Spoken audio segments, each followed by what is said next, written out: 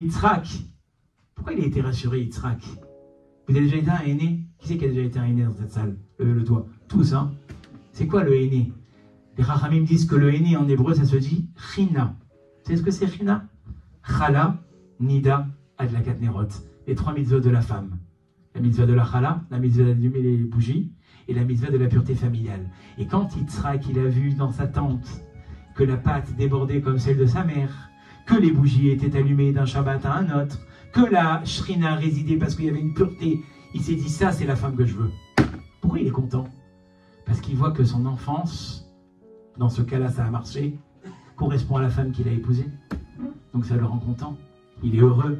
Vayeda, Yitzhak a su que c'était la bonne. Pourquoi? Mais lui il peut le faire, Yitzhak. Lui il peut se permettre. Mais nous on ne peut pas se permettre. Je vous le dis d'ailleurs, on en parlera tout à l'heure. Ceux qui croient qu'à travers leur mari, ils vont retrouver leur père, redescendez. Ça ne sera pas possible. Ceux qui trouvent qu'à travers leur femme, ils pensent qu'à travers leur femme, ils vont retrouver leur mère, oubliez. Ça n'existe pas.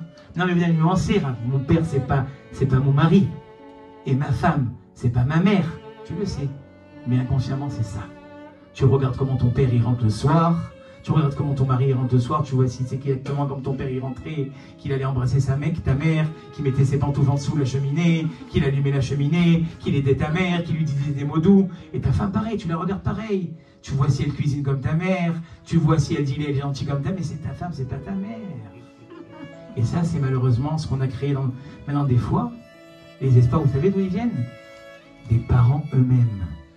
Les parents, des fois, ils ont des exigences avec leur belle-mère, avec leur belle-fille et leur beau-fils, qui sont hors de l'entendement. Et ils montent la tête à leurs enfants. Et ta fille, et ton mari, et ta femme, et regarde comment il est, et regarde comment elle est, il n'est pas capable. Des fois, les espoirs, ils viennent des parents. Un père intelligent et une mère intelligente, le jour où leur enfant, il rentre sous la roupa, ils ne s'occupent plus de rien. Et là aussi, je pèse mes mots, parce qu'il y a des parents qui ont débordé dans la place qu'ils avaient dans le couple de leurs enfants. Vous risquez de faire capoter le mariage de vos enfants. Je vous le dis. J'ai des histoires, je peux vous écrire des romans, tellement j'en ai. De parents qui ont cru bien faire à rester proches. On ne vous a pas dit de ne pas rester proche de vos enfants, je ne suis pas ça. Attention comment vous me comprenez.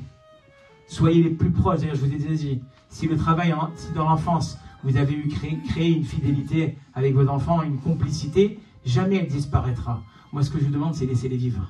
Laissez-les respirer, laissez-les se construire. Vous vous êtes construits seuls, laissez-les. Je ne vous ai pas dit de ne pas les inviter, je ne vous ai pas dit de leur téléphoner, mais au moment où tu commences à rentrer dans l'intimité, dans les contes, et ça malheureusement il y a des fois des comparaisons.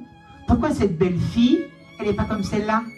Et pourquoi ce gendre-là, il a une belle fille, tu parles qu'elle là, il a de cette situation, et celui-là il me fait rire, ce qu'il me fait une formation, mais tu peux rester marié avec lui? Tu vas rester marié avec lui? Regarde ton beau-frère, comment il est bien, le pauvre, regarde. Tu rentres des espoirs dans la tête de tes enfants sans t'en rendre compte.